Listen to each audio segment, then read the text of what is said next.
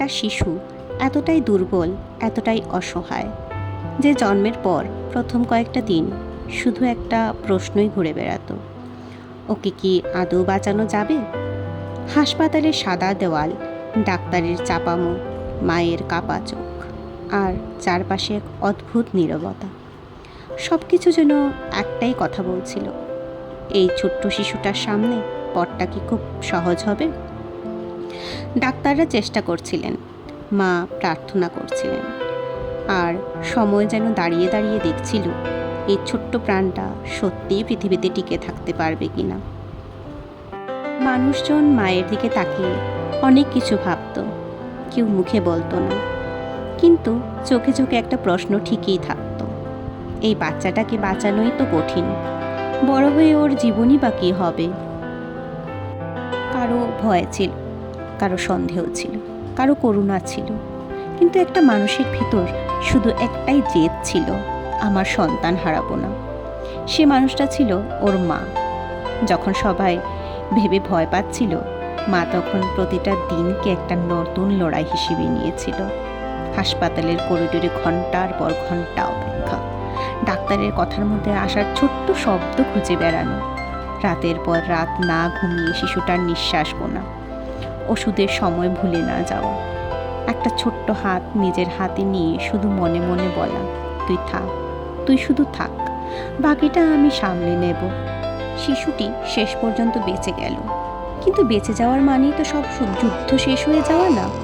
কখনো কখনো বেঁচে যাওয়ার আসল লড়াইটা শুরু। ওর ক্ষেত্রেও ঠিক তাই হয়েছিল। বয়স বাড়ছিল, কিন্তু শরীর অন্য বাচ্চাদের মতো এগোচ্ছিল না। 5-6 বছর পর্যন্ত সে ছিল খুব দুর্বল। অন্য বাচ্চারা যখন যেখানে দৌড়তে পারত, সে সেখানে হাঁপিয়ে যেত। অন্যরা মাঠে নেমে চিৎকার করে খেলতো, সে দূরে দাঁড়িয়ে শুধু দেখত। অন্যরা লাফাতো, পড়তো, আবার উঠে দৌড়তো, আর সে ভাবত, আমি কি কোনোদিন ওদের মতো হতে পারবো?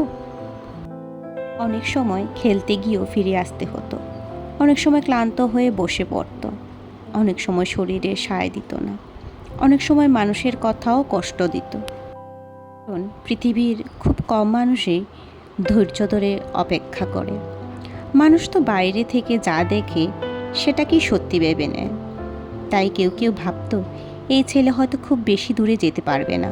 কেউ হয়তো করুণা করত, কেউ হয়তো তুলনা করত অন্যদের সাথে, কেউ হয়তো বলতো, ওকে বেশি কষ্ট দিও না, ওর দ্বারা হবে না, ওকে নিয়ে বেশি আশা করো না। কিন্তু একটা ব্যাপার কেউ বুঝতে পারেনি, জীবন ওকে দুর্বল বানিয়ে থামাতে চায়নি, জীবন ওকে শক্ত বানানোর প্রস্তুতি নিচ্ছিল। ধীরে ধীরে সব বদলাতে শুরু করলো। একদিনে না, 1 মাসে না, 1 বছরে না, খুব ধীরে, খুব নীরবে, একটু একটু করে।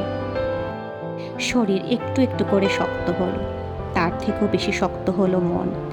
যে বাচ্চাটা একসময় ক্লান্ত হয়ে বসে পড়তো, সেই শিখে গেল ক্লান্ত হয়ে চেষ্টা চালিয়ে যেতে।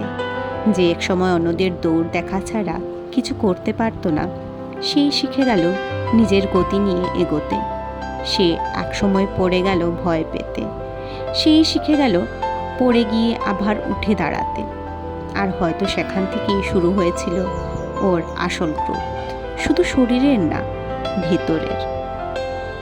কারণ কিছু মানুষকে জীবন খুব তাড়াতাড়ি একটা জিনিস শিখিয়ে দেয়, স্ট্রেংথ মানে শুধু স্ট্রং বডি না, স্ট্রেংথ মানে হলো ভেঙে পড়েও না থামা।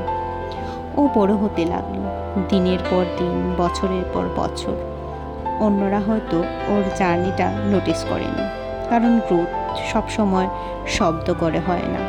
ধীরে ধীরে এমন একজন মানুষ হয়ে উঠল যে নিজের সীমাবদ্ধতাটাকে অজুহাত বানায়নি। ও শুধু সার্ভাইভ করেনি, ও নিজেকে বিল্ড করেছে। যেখানে ভয় ছিল সেখানে সাহস বানিয়েছে, যেখানে দুর্বলতা ছিল সেখানে ধৈর্য বানিয়েছে, যেখানে মানুষ সন্দেহ করছিল সেখানে সে উত্তর বানিয়েছে। বছর কেটে গেল। একদিন মানুষ দেখল যে শিশুটাকে একসময় দেখে সবাই প্রশ্ন করত, সেই শিশুই এখন এমন এক জায়গায় দাঁড়িয়ে আছে যেখানে পৌঁছনের কথা মানুষ স্বপ্নেও ভাবতে পারবে না। হয়তো সে সাফল্য পেয়েছে পড়াশোনায়, হয়তো কাজের জায়গায়, হয়তো নিজের স্বপ্নের পথে, হয়তো এমন কিছু করেছে যেটা দেখে মানুষ অবাক হয়ে গেছে। কিন্তু আসল সাফল্য শুধু ওর অর্জন ছিল না, আসল সাফল্য ছিল এই জায়গায়। একদিন যাকে বাঁচিয়ে রাখাটাই অসম্ভব মনে হয়েছিল, সেই মানুষটাই একদিন প্রমাণ করলো দুর্বল শুরু মানেই দুর্বল শেষ না।